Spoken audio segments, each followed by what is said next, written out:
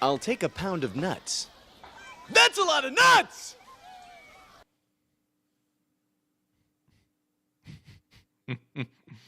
Hey, what's up, pups? You gotta love Kung Pao Enter the Fist. So stupid, but yet amazing at the same time. And a sequel that has been claimed to be going on still to this day. It would be amazing to see if it actually came into fruition. But one can only hope, right? Anyway, hope you guys are having a good, I was going to say Friday, but it's Thursday. I wish it was Friday. It's coming up on Friday. Welcome to another episode of the Power Up Podcast. This podcast I created just for me to keep up to date on what's happening in pop culture and take a look at what's happening, good, bad, or ugly, sometimes even the spiritual warfare that has taken place, because I believe that we can bring back the concept of being entertained for entertainment's sake quite easily, recapture that nostalgic spirit, and just be, entertained, for heaven's sakes. Like, the formula shouldn't be that hard to, at least do. Now, whether it's successful or not, that's the other thing. But we have seen a lot of infestation coming from tourists and activists in the media for quite a while, but we are seeing a pushback against it. So, in the end, I'm just a guy who also gives his 2 cents into the pool of, other commentators out there. But I'm always humbled and blessed that people would like to stick around and keep up to date with me in terms of finding out what's happening. What's up, Manga? Summons Power Kegrag. Well, hopefully I'm not being summoned like, some sort of demon. But I'm always happy to swing on by and chat with you guys. If you enjoy the show, if you haven't already subscribed, feel free to do so. Hit that subscribe button, ring that bell to get notified when I go live, and punch that thumbs up to help boost the algorithm, help the channel grow. In the end, that's really the best way to help the channel. But of course, if you want to go beyond that with any other blessings like signing up for memberships or super chats or whatever, feel free to do that as well. Like I said, in the end, just thankful that you guys take the time to hang out with me. So we've got some news articles here. Who knows how long the stream will go tonight. So I am quite tired here, but found some interesting stuff that we can take a gander at. So without further ado, let's hop into it, shall we? And my mic is working. Good. I streamed yesterday, the normal 2 hours that I do, playing Mario and Luigi Brothership. And only, 40 minutes coming up to the 2 hours was I informed that I was muted the whole time. Because OBS, for some reason, likes to, at times, just reset the audio to default, which doesn't pick up my soundboard where my mic is. So that was fun. That was full boomer. Probably the best boomering you've ever seen. But looks like we're working now. I'm seeing that mic volume fluctuating in terms of being in the green. Good. Let's begin, shall we? So, over here on Video Game Chronicle, the Xbox Metal Gear Solid Delta replaces Ape Escape Monkeys with another surprising cameo. It says Xbox players won't get the Ape Escape crossover minigame. It won't feature the original Ape Escape minigame on Xbox. It's been confirmed, likely due to licensing issues with PlayStation. So Konami recently published a new trailer for the game, which confirmed the remake's release date. The trailer also teased the return of the Snake vs. Monkey mode from the original PlayStation 2 game. I actually have the Subsistence version, which is like I guess, would it be the collector's edition? I don't know. It has more stuff to it. I think it also has the original Solid, what is it? Metal Gear. Not Metal Gear Solid, Metal Gear, which I still need to play that, by the way. So this minigame features characters from the PlayStation's Ape Escape franchise. However, it's now been confirmed that not all versions of the game will feature this crossover.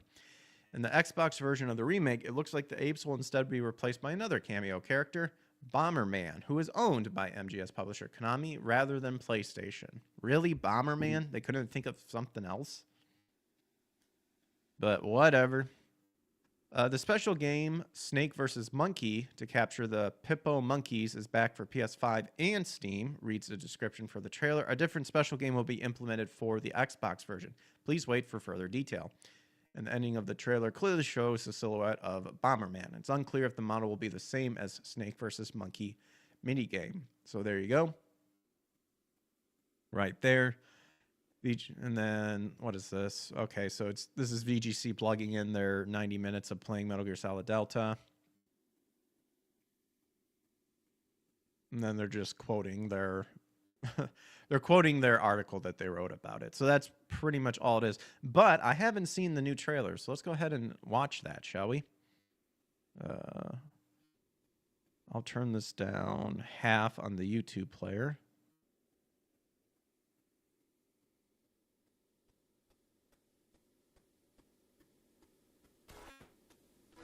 Colonel, tighten the security on this place.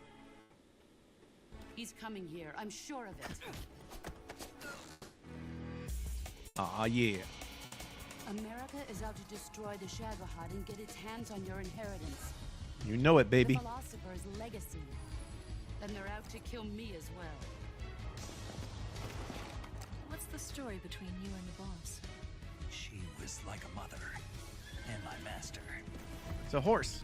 The Cobras will take care of This is like probably my top favorite game of all time. One of my top favorites for sure. Oh, nice. With the eye. We are the sons of the boss. I see it. The fear. A great and terrible fury at being alive. A host of sorrows. And you are one of them. Why'd you come back? There's nothing for you here. Why not? Go home. Go back to your boss. I still have the Shagohod and the legacy. There is nothing America can do to stop us. The scream. I remember that part of the game. I'm not finished yet. I mean, yeah, it's definitely a remake, looking solid, and there's your official release date right there. Ah, very clever, Konami.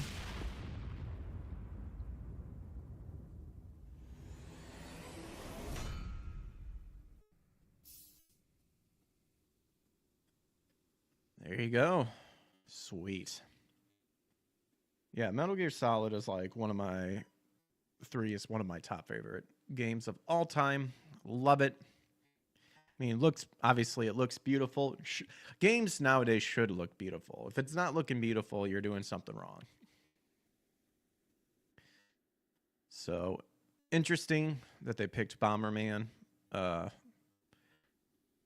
feel like they could have maybe picked somebody else, but who knows. But there you go. There's the new trailer, official release date, and apparently Bomberman being replaced for the Ape Escape monkeys. You skipped the PlayStation State of Play. I don't really keep up with that sort of stuff. Some people that I'm subscribed to on YouTube, they kind of did a reaction, so I missed that. I don't know any of the games that were released, so hopping on over to that Park Place. Cillian Murphy reportedly in talks to play a Harry Potter villain in an upcoming HBO series, but it's not Voldemort, as initially rumored. So I read Harry Potter growing up. It was one of the things that actually my mom and I did together. That was kind of our thing that we bonded with. And to clarify, it's not like I've never was distant with my parents or anything like that. We've had a good, normal upbringing and stuff like that. But you know how you bond with your father or your mother with certain stuff. My mother and I, we did everything Harry Potter related together, read all the books together, saw all the movies together, and even went to Universal. So, but I haven't kept up with the HBO remake, or I guess show being here. So, but this caught my eye. Figured why not? New cast rumors set the Harry Potter fandom in a frenzy. Cillian Murphy, the Oscar-nominated star of Oppenheimer and Peaky Blinders, is reportedly being eyed for a major villain role in the upcoming HBO reboot series of J.K. Rowling's classical magical tale. However, it won't be Voldemort, as rumors recently suggested. If rumors are to be believed, he's close to landing the role of Professor Quirrell. Quirinius Quirrell, I guess. I was always terrible with saying the names. In the Harry Potter reboot. Okay, interesting. The scoop comes from, I don't think he'd be a bad Quirrell. The scoop comes from industry insider Danielle Richmond, who shared the rumor of it on his Patreon, claiming that Murphy is the front runner to play the ill-fated Defense Against the Dark Arts professor. Despite the buzz, Warner Brothers has yet to confirm or deny the casting. Murphy's name has been linked to the Harry Potter franchise for months, but previously it was for a different villain altogether, the series' primary antagonist, Lord Voldemort. He who must not be named. Earlier speculation suggested that the reboot's producer were considering Murphy to play the Dark Lord, a rumor that gained traction when Ralph Fiennes, who portrayed Voldemort in the films, publicly endorsed the idea. And this was in a December 2024 interview with Andy Cohen. He responded to the casting chatter stating, Cillian is a fantastic actor. That's a wonderful suggestion. I would be all in favor of Cillian. Yeah. The new rumor, however, shifts Murphy for Voldemort to another of Harry's earliest foes, Professor Quirrell, who was portrayed by Ian Hart in the Sorcerer's Stone movie in 2001, served as the series' first major antagonist, hosting Voldemort on the back of his head and ultimately meeting his end during a climactic showdown with Harry. While he was relatively a minor figure in the original films, HBO promises of a decade-long faithful adaptation of Rowling's novel suggests the character could receive a more layered and expanded arc. This potential casting has sparked both excitement and debate among the fans. Many have praised Murphy's talents and abilities to bring depth to complex characters, such as characters he performed in Peaky Blinders, Batman Begins, A Quiet Place Part 2. I saw A Quiet Place, but I never saw A Quiet Place Part 2. So the Harry Potter series is set to premiere in late 2026 or early 2027, with filming taking place at Warner Brothers Studios, Leavesden. The reboot has already made waves with several rumored casting choices, most notably John Lithgow, who was reportedly in final talks to play Albus Dumbledore. And the potential casting has caused an uproar, as he would be the first American to portray a major character in the Harry Potter universe, a departure from J.K. Rowling's long-standing preference for British actors. Other rumored casting include Papa Iesedu, I May Destroy You for Severus Snape. Yeah, choice that has fueled heated discussions due to the possibility of race-swapping the character.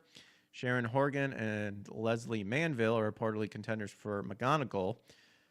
Brett Goldstein, Ted Lasso, is a fan favorite candidate for Hagrid. And meanwhile, 32,000 hopefuls have submitted audition tapes for the roles of Harry, Hermione, and Ron. I'm going to look up here.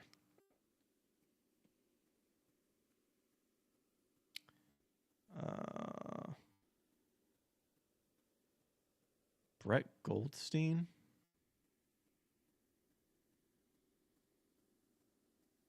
I just want to see what he looks like.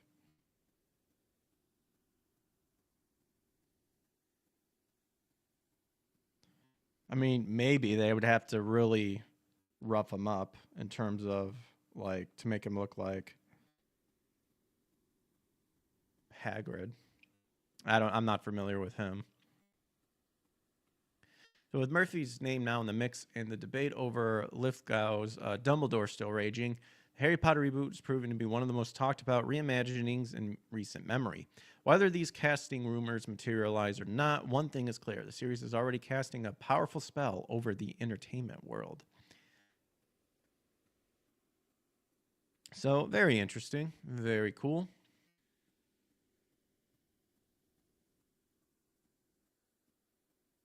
So that caught my eye here. So let's hop over here to Tech for Gamers. This caught my eye because this was funny. Because Alan Wake 2, like everyone hated it because they pretty much ruined it by, you know, again, character swapping, making, you know, a female the main, you know, protagonist, even though no one asked for it. And apparently, according to this, Alan Wake 2 finally recouped development cost 16 months after launch. So Alan Wake 2 redefined the horror genre in 2023. Oh, I love Tech for Gamers just because some of their stuff is like like this. Redefine the horror genre. Like, give me a break. No, but whatever. And it was one of the best games released that year. Oh, dude, wow. They are really sucking up to Alan Wake 2. Won multiple awards and was also nominated for the Game of the Year award. However, its sales never took off as much as Remedy might have expected. Well, if their sales never took off, then it didn't redefine the horror genre of 2023. And, okay, this right here has to be an opinion statement. And what awards did it win? Who cares if it was nominated for Game of the Year? If it didn't win it, then whatever. Alan Wake didn't need a sequel, says Komanga. Yeah. I actually still need to play Alan Wake. That's actually on one of my backlog. That's on my backlog list. Maybe when Halloween. I should have played it when Halloween. So despite doing so well, Alan Wake 2 couldn't recoup its development costs for the longest time. But now, 16 months later, the studio has announced that the game is finally profitable. And it's sold over 2 million units. Question is, why should it matter? Well, that's what Tech for Gaming is stating. The studio decided to skip Steam in favor of the Epic Games Store, and that was a complete failure on your guys' part. In addition, it also was a digital release only, another ridiculous thing, which led to the sales suffering and the game not even breaking even with its costs. Then it's not, again, then it wasn't a good game. Don't say it was one of the best games ever when, like, the sales did terrible. And I'm being nitpicky about this because remember, these companies, they don't care the returns that happen or the responses and stuff like that. If the game sells good in the beginning with pre-orders and stuff, that's all they look at. So this is such a foolish statement. And it won, like, okay, I don't remember ever seeing headlines saying that Alan Wake 2 like won awards and stuff. And if they did win awards, clearly biased. Like, you know, like most of the awards nowadays from the gaming industry. Finally received a physical release in the fall of 2024, which could have contributed to the sales. Moreover, it has also received a couple of expansions that in turn set up the future installments for the Remedy connected universe. Nevertheless, it's great to see that the game is finally profitable. It was unarguably one of the best releases. Dude, again, where is this coming from? However, it can sell even better if the studio finally decides on a Steam launch, which for now doesn't seem planned. What are your thoughts on Alan Wake 2 finally early royalty? Too late. That's my thoughts on it. And I'm going to look up exactly what awards did Alan Wake 2 win.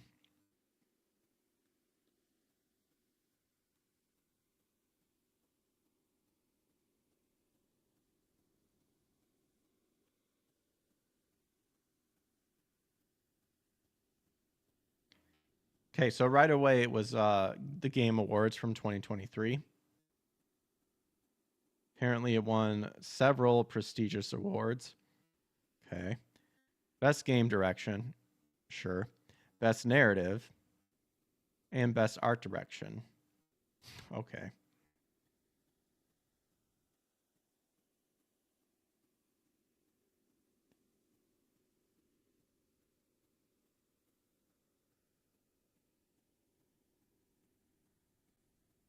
Yeah. So clearly just because, again, it was more of the DEI bullshit. That's the reason why it won the awards. Whatever. As far as I'm concerned, like, especially nowadays with the Game Awards show, like, none of those awards matter. They can say it won all the awards all they want, but it's rigged and it's biased to begin with. So it means nothing. Just whoever paid the most, you know.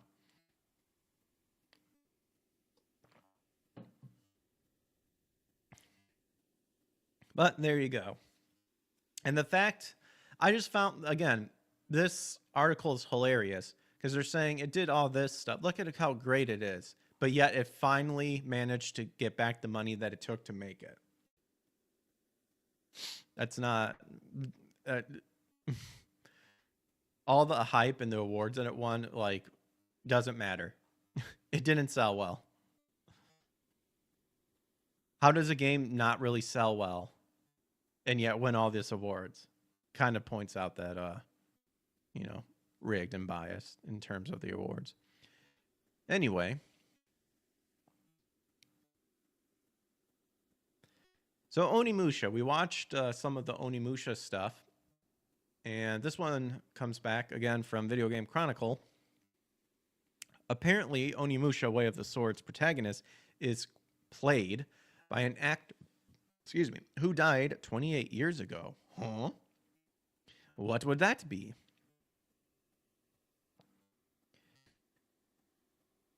And then Capcom has revealed that the protagonist in its upcoming Onimusha reboot will be played by an actor who died 28 years ago. During the latest PlayStation State of Play presentation on Wednesday, which I missed, Capcom showed a new trailer for Onimusha Way of the Sword, the next main entry in the series. The new trailer showed the game in action, along with a better look at its protagonist, Miyamoto Musashi. Capcom then confirmed on the official PlayStation blog that Musashi's appearance is based on that of Toshiro Mifune. The protagonist of this game is a fierce young samurai, constantly moving from one bloody and mucky fight to the next one. Onimusha series developer-producer Akihito Kadawaki wrote, in order to cement this image of a striking samurai, Capcom has turned to none other than the late iconic Japanese samurai movie star Toshiro Mifune to serve as the face model for this rendition of Miyamoto Musashi. And then Mifune, who's considered one of the greatest actors of all time, passed away in December of 1997 at the age of 77 after an acting career spanning around 50 years. Among his numerous movies and TV roles, Mifune is best known for his frequent collaborations with legendary director Akira Kurosawa, with whom he made 16 films, including Rashomon, Seven Samurai, and The Hidden Fortress. Musha time again. Ah, yeah. He was also credited for making popular the trope of the nameless wandering Ronin, an archetype that would go on to become popular in the West in numerous spaghetti westerns. And then Onimusha Way of the Sword is the fifth main game in the series and the first entirely new main entry since 2006. And the one guy who was in Onimusha 3 that we played not too long ago, I forget his name, that French actor. He actually commented on this and said he would be honored if they asked him to, if he would want to reprise this role. I thought he was pretty dope, especially his execution for like a down enemy where he just pulls out the pistol and just shoots him in the back. So cold. Is the trailer here? I didn't know there was a new trailer. Here, we'll watch it. There it is, right there. Wha-bam. Likely mature.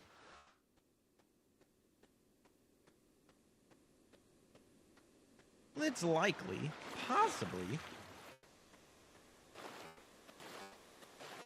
Captured on PC.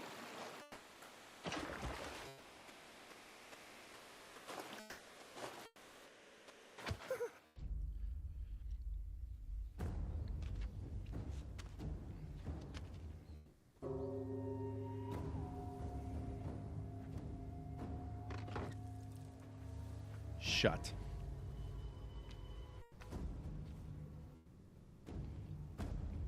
Up he climbs. Climb those steps. I need to watch the old samurai movies. Ooh, nice. Let's see your best then, eh? There you go.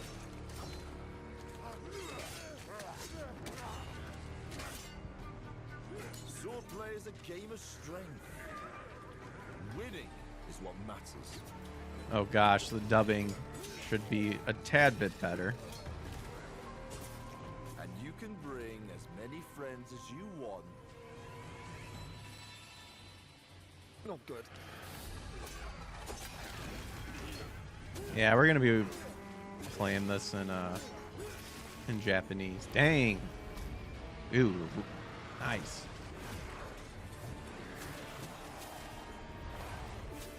Looks like we got some new weapons here. Very cool. What got them so riled up? Why? Okay, why is the dubbing so terrible? Like, are you guys kidding me? Why is it becoming like... This doesn't make sense to me. I'm glad 'Cause- you're unharmed. Who? What? Why does it sound like he has like a British accent? What? I mean, I'll still play it, but we're definitely listening to we're putting the Japanese on there. Oh my gosh.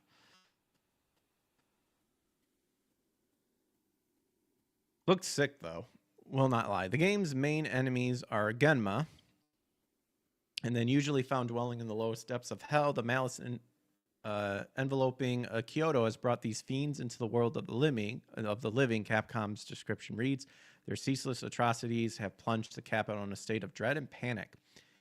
And then during the last live stream last week, producer Akihito Katawaki said the game was focusing on, okay, we've read this before, on 3 core aspects. Compelling characters, including a new protagonist and enemies that are interesting more than just visually. The setting of Kyoto, location brimming with historic spot with mysterious and unsettling backstories. And lastly, the ultimate sword fighting action. Protagonist, due to a twist of fate, finds himself wielding the Oni Gauntlet.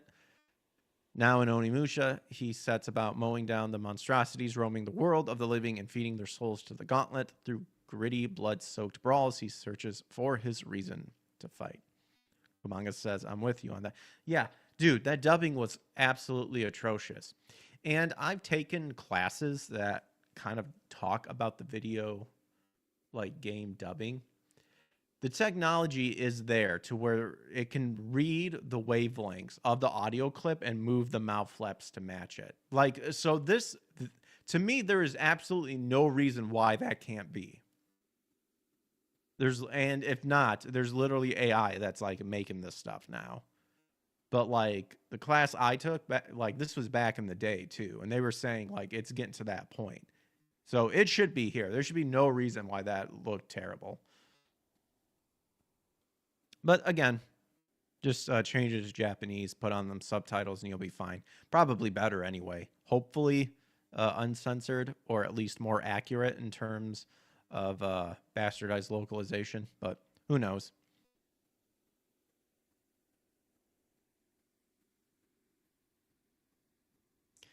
So I'm not surprised, but it's also rather disheartening. Dragon Age, the Veilguard devs, led by Corin Bush, could be the team developing Baldur's Gate 4. And if that's the case, goodbye to Baldur's Gate 4.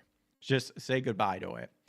Baldur's Gate 3 was pushing the debauchery quite hard, but you could kind of avoid all that stuff. I went around and just murked all the heathens. In Baldur's Gate 3, but definitely the charm of Baldur's Gates 1 and 2 weren't in Baldur's Gate 3. But the story was pretty good in 3. So it's no secret that Wizards of the Coast and Larian Studios didn't exactly part on good terms after the release and successful launch of Baldur's Gate 3. The signs are evident. Larian Studios have already begun early production for Baldur's Gate 4, only to suddenly cancel the project. While the exact reasons remain undisclosed, it's reasonably to assume that monetary disagreements or corporate interference played a role. After all, Larian Studios CEO Sven Vinsky made a scathing speech during the Game Developers' Choice Award where he openly criticized corporate greed and its detrimental impact on creativity. He stated, "Greed has been fucking this whole thing up for so long since I've started. I've been fighting publishers my entire life, and I keep on seeing the same mistake over and over and over. If we read between the lines, this could very well have been a subtle message aimed at their former partners, Wizards of the Coast and Hasbro, possibly hinting at why Larian chose not to develop a sequel despite the immense success and acclaim of Baldur's Gate 3. It's worth remembering that Sven Vincic was the backbone of the Baldur's Gate 3 project. There have been long-standing rumors that Wizards of the Coast had little idea what to do with the Baldur's Gate IP, which is absolutely insane. Like, are you kidding? In terms of Baldur's Gate, but I mean, with the the original series and then Dark Alliance, but okay. Initially, they reportedly showed minimal interest and only handed it to Larian as a quick cash grab. However, once Baldur's Gate 3 became one of the most beloved and critically acclaimed video games, at least in the eyes of many, Wizards of the Coast and Hasbro seemingly began interfering in future plans, asserting more control over the decision-making process. This ultimately removed Larian from a position of near total creative freedom, which had been a key to Baldur's Gate 3's success. Yeah, but there was a lot of debauchery in that game, which didn't need to be in there, and it still would have been successful, if not even better. As the saying goes, the moment money shows up, everyone wants to be in charge. Did Wizards of the Coast just doom Baldur's Gate 4? After Larian Studios ended its relationship with Wizards of the Coast and reportedly moved on to develop its own new IP, rumored to be a sci-fi RPG, Wizards of the Coast began looking for new developers for its Baldur's Gate sequel. But from what we've gathered, that process didn't last long, as it seems they decided in the end, along with Hasbro, probably, to create a subsidiary game studio, Skeleton Key, and have Baldur's Gate 4 developed in-house. Now, of course, it's not confirmed that Skeleton Key will be the studio developing Baldur's Gate 4, but let's not kid around. Archetype Entertainment, another subsidiary studio, is already developing a game called Exodus, which is a sci-fi action-adventure role-playing game. As such, there seems to be very little choice that any studio other than Skeleton Key will be the ones to develop the Baldur's Gate sequel. Yet, here's the dilemma. The people who have been hired into this company may not be the best team for Baldur's Gate. As we well know, BioWare, a once great video game studio, went on to make Dragon Age The Veilguard, which was an abysmal game for the Dragon Age franchise, both among gamers and in terms of sale. From 1 to 10, what would you give it? Baldur's Gate 3, I'd give it an 8.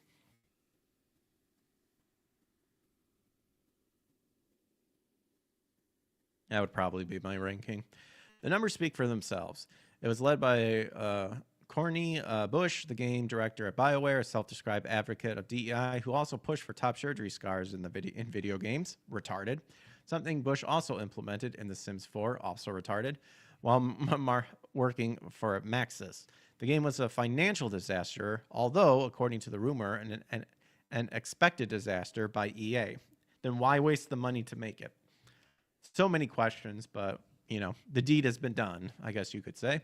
Nevertheless, these decisions did not sit well with fans of the franchise, which was clearly reflected in the sales. Bush was recently hired by Skeleton Key, according to leaks first reported by Grums and Smash JT. To make matters worse, Bush was hired not just as a developer, but as a game director. Here you see right there.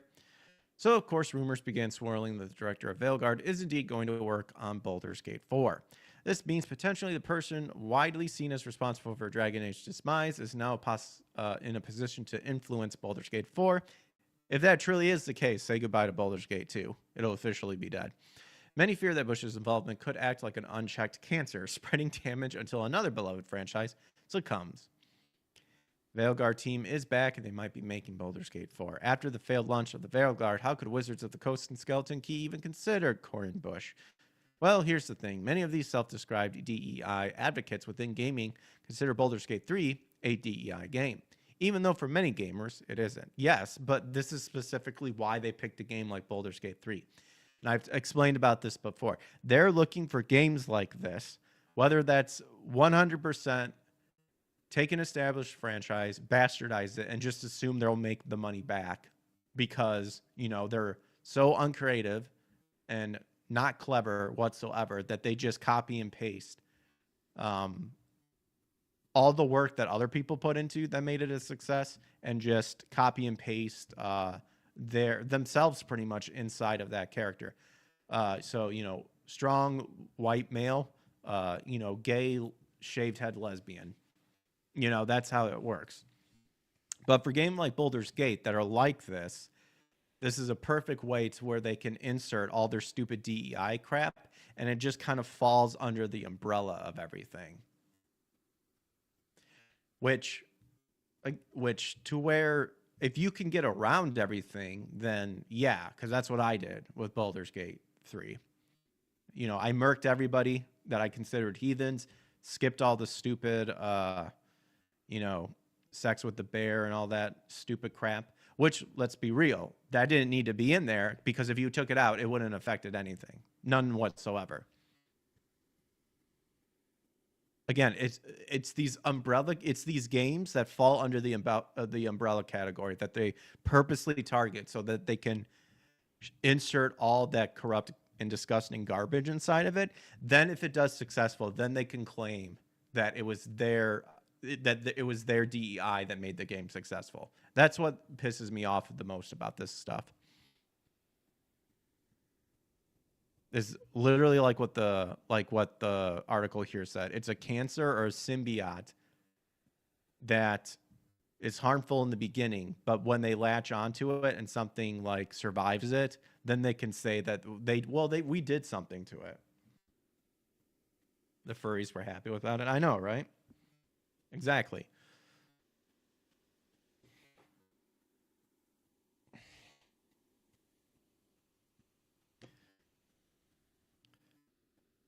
So it's an RPG with almost unprecedented choice with unprecedented choice within its world, but choices that make sense and are authentically presented as part of the world Larian created in game. There's no real lecturing about real world politics within its fantasy setting. But again, this brings up the argument of, the goalpost will slowly move more and more and more until finally it's taken over. And then it's like, okay, we didn't nip it at the bud, if you will. Oh, Venom, Greg?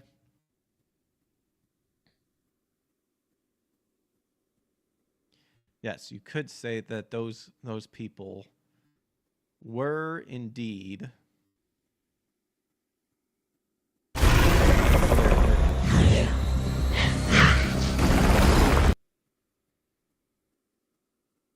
they are indeed faggots.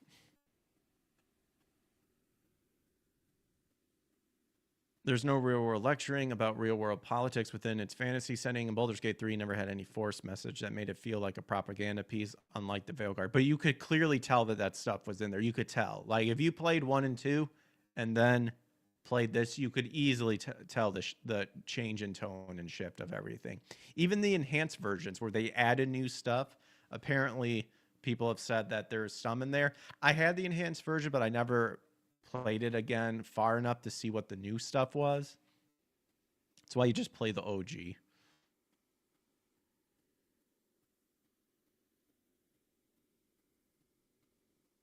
We also mustn't forget that the Veilguard was well received by critics and mainstream game journalists as a, quote, great game. IGN gave it an absurd 9 out of 10, the same score as Ghost of Tsushima. Yet, as gamers clearly demonstrated, the Veilguard didn't deserve the score. The flood of YouTube reviewers and players giving their own rating made the disparity in judgment painfully obvious. Then there's the fact that Wizards of the Coast had been on a mission to rebrand D&D, changing the origins and behavior of orcs, removing so-called stereotypical tropes, and essentially pacifying the universe of Dungeons & Dragons to fit a sanitized, corporate-approved narrative. Beyond that, they have also made efforts to race-swap classic white characters, rewrite historical elements of the game world to fit modern DEI initiatives, and label any form of criticism as racist, effectively shutting down dissent. Modern audience. Exactly. With all this in mind, it's clear what kind of people Wizards of the Coast wants to work with, those who embrace the ideology of toxic positivity and DEI-driven content. So is it really a surprise that Corin Bush, the game director of an RPG fantasy game hailed as the pinnacle of, quote, woke gaming, and celebrated with glowing reviews from legacy media, sarcasm fully intended, is viewed to be these particular powers that to be as the perfect choice to lead Baldur's Gate 4. After all, from their perspective, Baldur's Gate 3 was a massive success, and the Veilguard was, in their mind, an equally, quote, fantastic game. So why not bring in the perfect person to carry on the franchise? In their world, this is an obvious win. Of course, not only did they hire Bush, but they also brought in a slew of other former BioWare developers, many of whom have worked on the Veilguard at one point, to build the Skeleton Key team.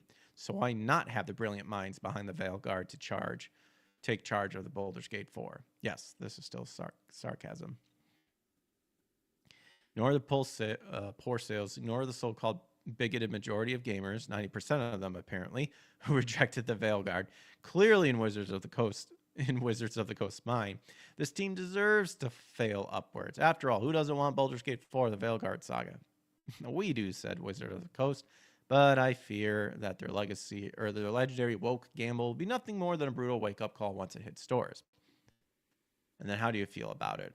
Yeah, if any of these people, and especially this stupid skank, is in charge of the game, expect Baldur's Gate to permanently be dead. Saying it right now. Expect it to be dead. I was rather harsh with her, but who cares? I'm sure they're harsh right back at me.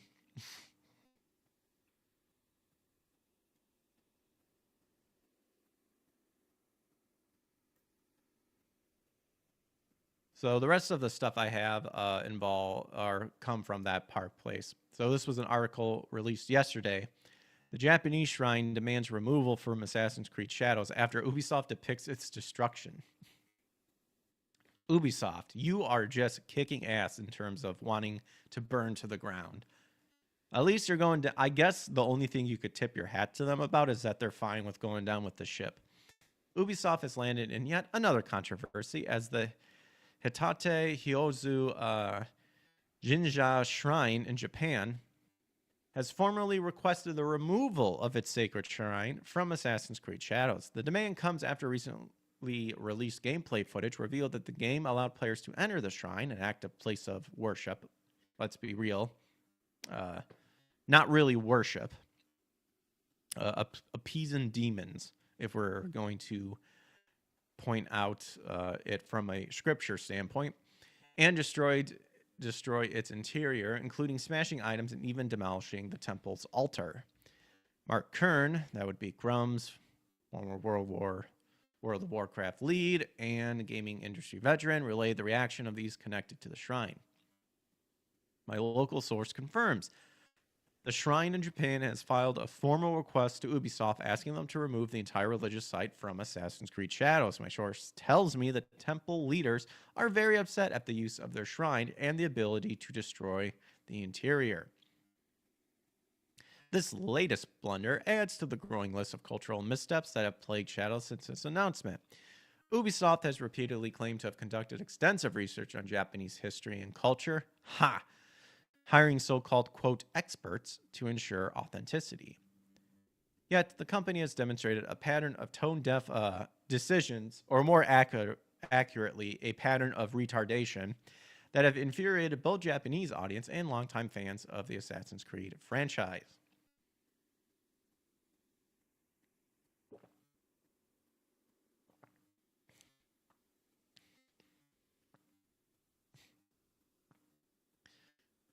So, is this just going to be a list of kind of stuff that we've already read? Yeah. So here was another major issue. That would be the Torii Gate, which was the gate left standing in Hiroshima after the atomic bombing in 1945. The resemblance was so striking that many accused Ubisoft of either intentionally referencing the devastation of Hiroshima or at the very least being grossly negligent in their decision choices. Yeah, we read about that one. Backlash was immediate, as we know. And then, of course, we've read about this too. The Sekigahara Teppo Core, the banner shown in Assassin's Creed. It was unauthorized to be used. The symbol belonging to a real and still active historical organization was used without permission. This led to demands for Ubisoft to remove it from the promotional materials. It was forced to apologize, remove the banner. However, still featured in the game's official art book, so they don't give a shit about that. And then, of course, we all know about Yasuke. So this isn't the first time Ubisoft has shown disregard for religious landmarks. One of the most infamous examples comes from Assassin's Creed 2, where the final mission involves breaking into the Vatican and physically assaulting the Pope. While this was played off as part of the franchise historical fiction, it set a precedent for Ubisoft's willingness to depict real-world religious sites in a way that many would have found offensive. Well, let's be real. The Vatican and the Pope, they aren't exactly good people. Dude, the stuff the Vatican has hidden away, don't feel so bad if like you destroyed that site. 'Cause they ain't what they are. So now with Shadows, Ubisoft is facing similar backlash from Japan, a country that takes its cultural heritage seriously. The destruction of a real, still functioning Shinto shrine crosses a line that many believe should never have been approached in the first place. And then, of course, the question is, will they comply? So, as we stated, the Hitate Hyozu Jinja Shrine formally requested its removal from Shadows. And the question remains, will Ubisoft comply or will it ignore yet another legitimate grievance from the very culture it claims to respect? I'm going to say the latter is what their answer is going to be, because it's been like that for a while. And if it quacks like a duck and it sounds like a duck and it walks like a duck, it's a duck. Given the company's track record and the game's rapidly approaching release date, skepticism is warranted. It's more than warranted. It's justified. This latest controversy only deepens the ongoing backlash against Assassin's Creed Shadows. Between repeated delays, historical inaccuracies, a release date coinciding with the anniversary of a horrific domestic attack, and now the depiction of real-life religious vandalism, Ubisoft is rapidly alienating both fans and people of Japan. If the company truly wants to prove its respect the culture it's attempting to depict, remove the shrine should be a bare minimum step it takes. No, what they need to do is they need to even save what little face they have remaining is to 100% remove Yasuke from the game completely, because this was all stemmed from this stupid idea that because they were jacking off to George Floyd, that they needed to then remove the monk idea that they had going and then replaced it with this fucker who they leaped for joy when they found out that there was very little information about this guy, because then they could make up whatever bullshit they wanted. That's the truth.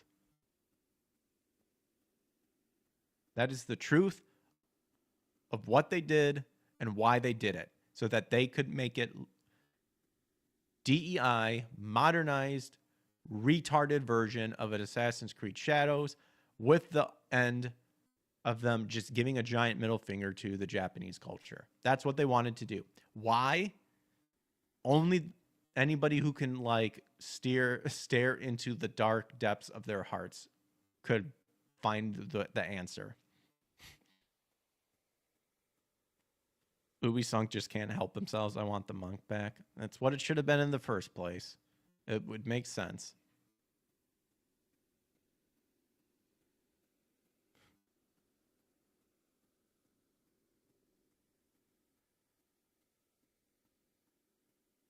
But there you go. I don't remember beating up the Pope in Assassin's Creed 2, but it's been a long time. But understand, I am indifferent about the shrine being able to be destroyed. I'm kind of indifferent about it. I can understand why some people get upset about it, but it's more of the hypocrisy of stating we respect the culture, but then you're going out of your way to do all of this crap.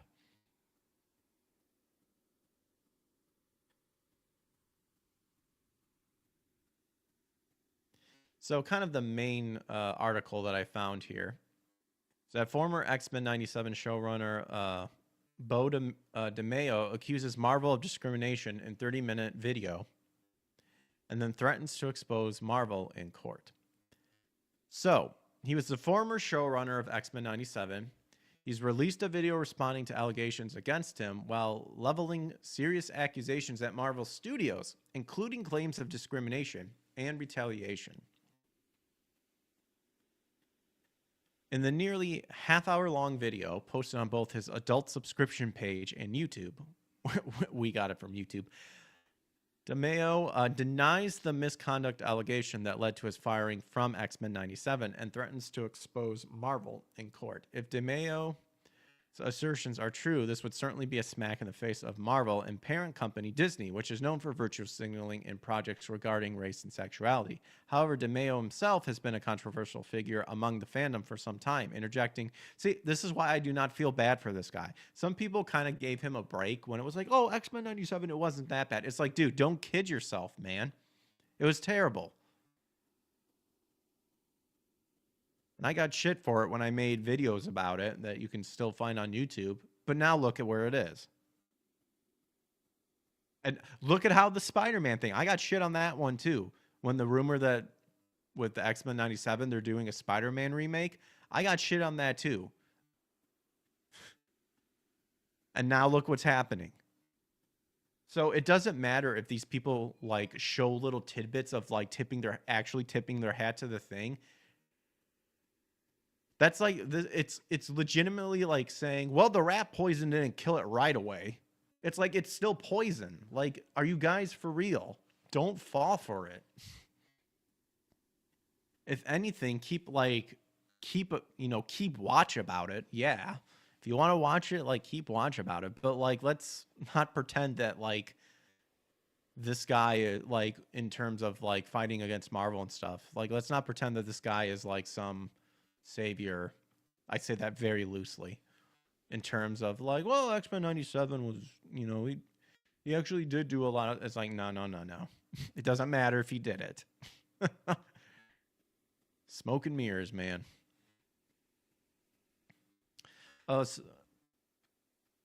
Interjecting gender politics in the character of Morph and claiming that fans were straight-washing Wolverine and Morph for asserting that their friendship was platonic in nature.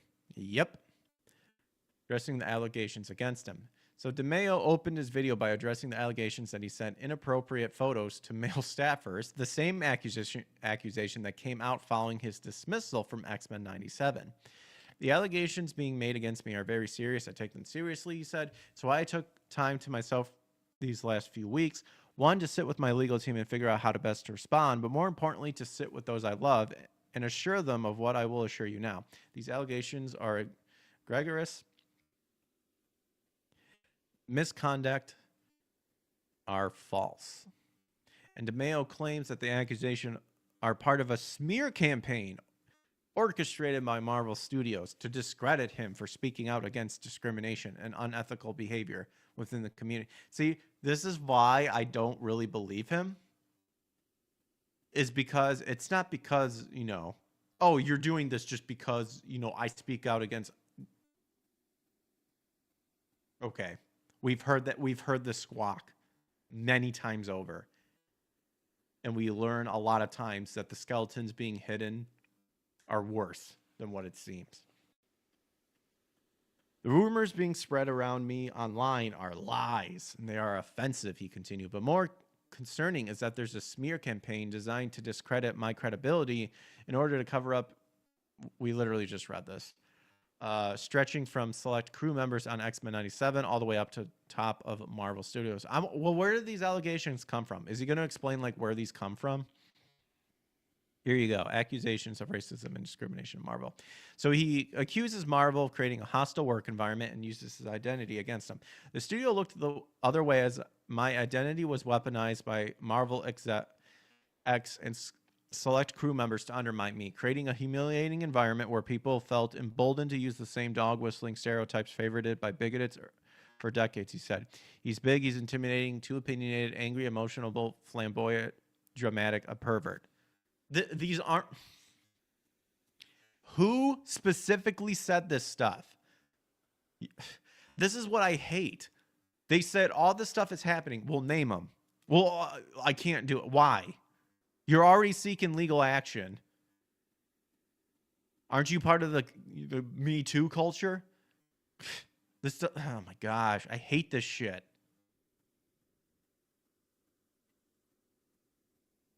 If it was that terrible, if literally all that stuff was happening in terms of a hostile environment, report it.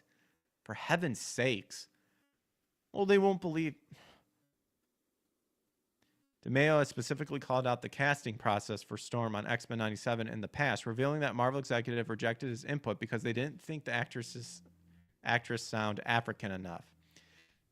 DeMayo also filed a lawsuit against Marvel. His attorney, Brian Friedman, filed the suit in September, seeking to invalidate the non-disparagement clause in DeMayo's separation agreement.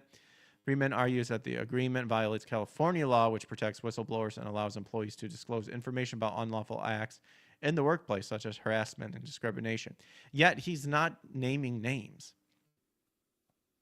According to DeMayo, Marvel retaliated against him for reporting misconduct on the set of Blade. Last straw for me was when I got to Atlanta to work on Blade, and I saw others being treated like me. Again, not naming names. Being told that someone needed to crack the whip around here. Crack the whip in Atlanta, Georgia, at Tyler Perry Studios, which were formerly barracks during the Civil. Dude, okay, that's a stretch. That's a stretch.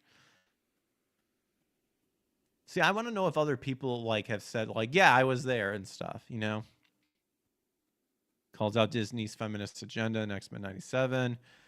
Also highlighted a feminist agenda that undermined male characters in X-Men 97. He claimed that certain individuals on the production team were openly hostile towards male characters, particularly Cyclops, who had traditionally been the team's leader in the comics and animated adaptation.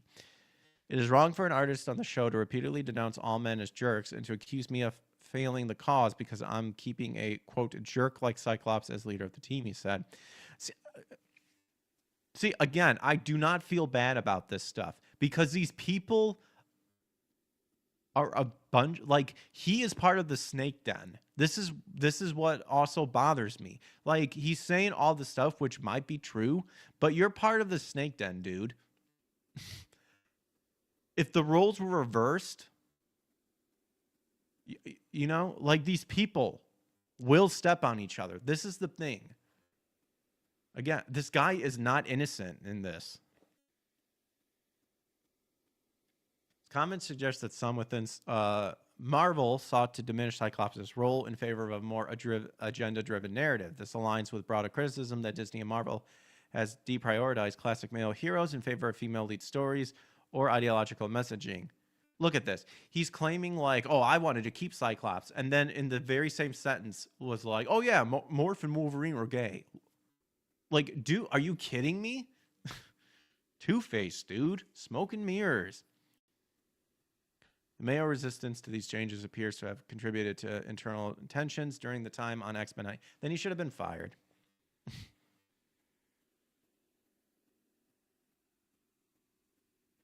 So he detailed multiple incidents of inappropriate behavior from Marvel executives and crew members, including, and maybe I read it and I just don't understand it, but again, I'm not hearing names here. You know, if he doesn't care what's happening, like, I don't get why he's not naming names, but I don't know. Maybe there's probably a legal issue. Producer showing his Instagram photo to underage family members and making lewd comments. Things I witnessed while working at Marvel were beyond wrong and unethical. It is wrong for a crew producer who repeatedly white-splains to his boss to respond to his bosses. Oh my gosh. This has jack shit to do with me being white. It's wrong on the same... about how he showed my thirst traps on Instagram to his... You can read that. Like, I'm just starting to get really annoyed about this. Like, this is... An executive making racial charge comments while reviewing his Blade script. It is wrong for Marvel leadership to pat themselves on the back while giving me notes on a Blade script. A table of white men laughing as they tell me, hey, look at us. We hired young Wesley.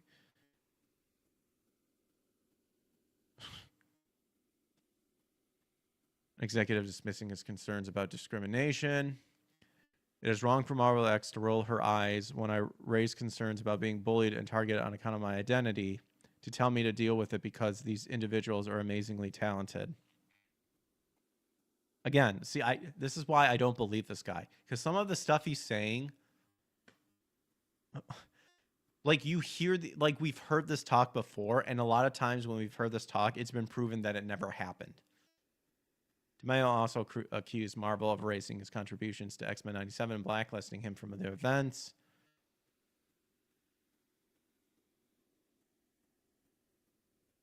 Public internally has been actively working to prevent the crew from speaking about their positive work experiences with me, going so far as to interrupt interviews they were giving to sites like IGN and forcing them to re-record answers that erase me. Also says that Marvel blacklisted him for panels and award shows. DeMayo expressed pride in X-97, saying that his personal... See, this is what I'm talking about right here. I should feel bad that all this stuff happens to him, but yet you still went out of your way to bastardize, you know, a show that a lot of people liked.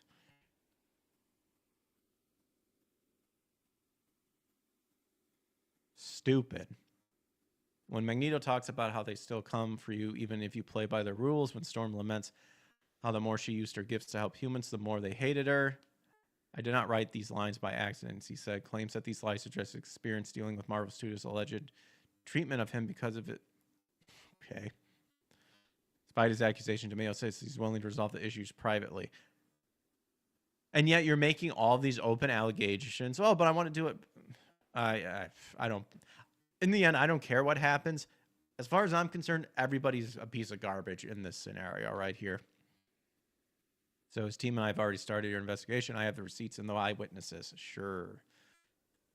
So I would prefer to present the evidence to Disney and Marvel and work with them so that those responsible are able to receive what I was not a full and fair investigation away from the public eye.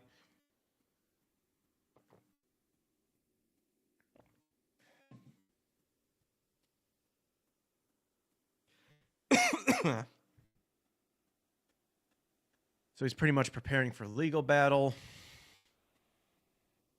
claims paint a damning picture of the company's internal culture, while his lawsuit promises to bring these disputes into the legal arena. Okay, so he can't really name names, but again, whether this battle plays out behind closed doors or in court, DeMayo's accusations are likely to keep Marvel Studios in the spotlight for months to come. Do you believe his treatment about Marvel and Disney? I don't. I truly don't. I think these type of people have built it up in their minds that a nonchalant comment of old school like phrases like we got to crack the whip or, you know, going guns a-blazing or something like that. They've heightened it up to where it's insensitive and stuff like that. To really, it's nothing. I personally feel like this is what a lot of this is. But because, I'm gay, I'm black, and this is why I inserted my feelings about the whole thing. This is why I don't believe him. And again, this is a snake from the snake den complaining that another snake from the snake den bit him. Oh my gosh. But there you go. You can find all these articles at Video Game Chronicle, at Park Place, Tech for Games. That's where I read. Let's go ahead and wrap up this show by seeing what games were released today. And maybe even tomorrow. Why not? So, from GameFAQs, Oregon Trail 2. I used to play Oregon Trail all the time, and I played Oregon Trail 3D. That was when they actually had 3D elements with like the live action characters that are like behind the 3D screens and all that stuff. Resident Evil Dead Aim. Zone of the Enders, the second runner. I actually need to play Zone of the Enders because I actually have the PS2 version. Got Ghost Rider, Ratchet and Clank, Size Matters, Donkey Kong Country Tropical Freeze for the Wii U, Monster Hunter 4 Ultimate, For Honor, Dynasty Warriors 9. And getting into games I'm not familiar with. Apparently from Japan. Kingdom Come Deliverance. Been talk with the old King of Deliverance 2. Guns of Fury. So that was the 13th. Since we'll be gaming tomorrow, let's see what's on the 14th. Star Fox Assault. WarioWare Touched for the DS. Age of Empires, Age of Kings. Grandia 3.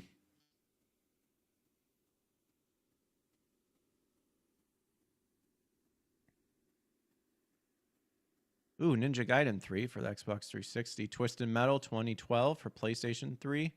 Your Sniper Elite 4. UFC Undisputed 3. There you go. Hey, Wait, did the Tomb Raider remasters finally get released? I know some people have wanted me to play that game since I played 1 through 3. Remember playing Oregon Trail in school? Yeah, same here.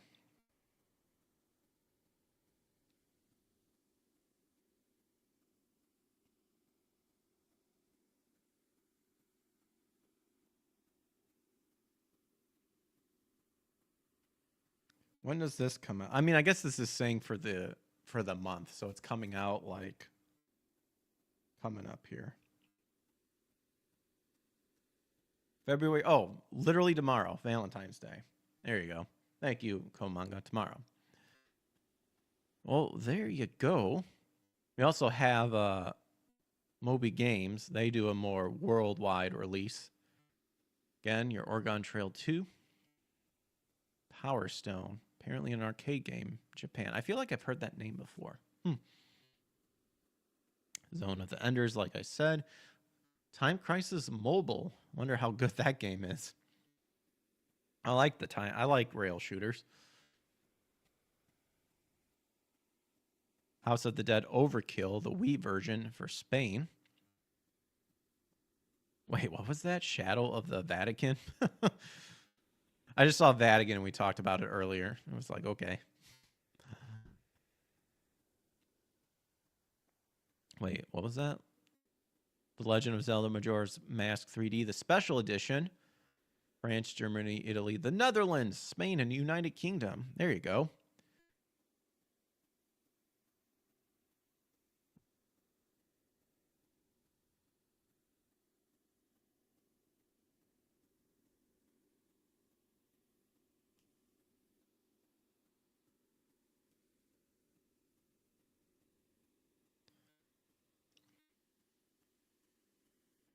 All right, and then tomorrow, seeing if there's any other games here that catches my eye.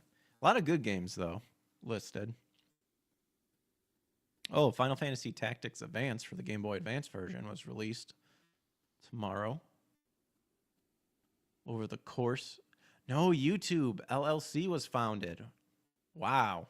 There you go. Frickin' YouTube, man. Back when it was like awesome. And the world was your oyster.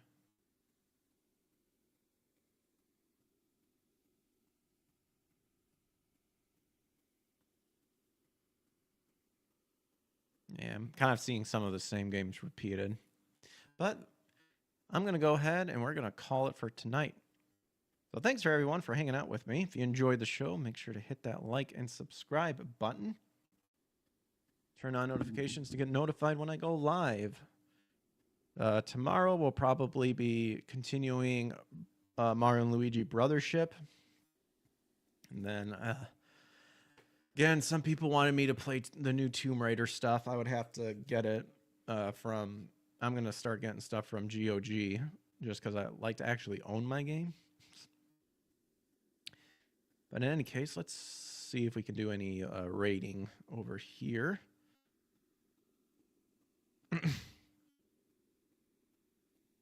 Let's